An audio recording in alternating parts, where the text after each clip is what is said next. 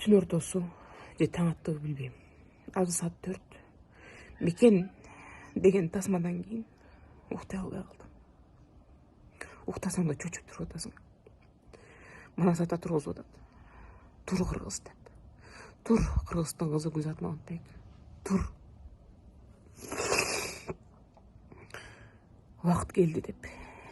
Мекен деген тасманы Кыргызстанда чыгып атышыптыр. Ютубтан чыгып атышыптыр. Мекен деген тасма чындыкты айткан тасма экен. Биздин өлкөбүздө, биздин планетабызда азыр коррупция ойноп күлүп, чаң шөкөт кылып, майрам кылып жатат. Ал убакыттын ичинде мен Кыргызстанымды жеп жатат.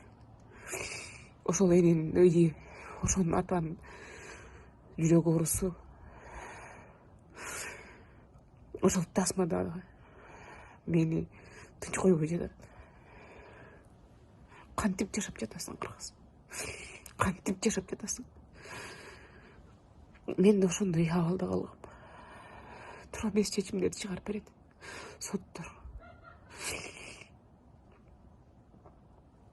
Мен макул эмесмин. Сен да макул болбо. Аз тура турган, ойгоно турган, укутубай турган заман келди. Азыр согуш жүрүп жатат.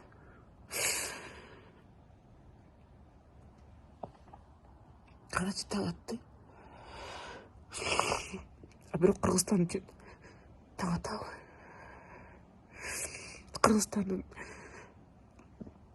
балдары ойгонобу эртең?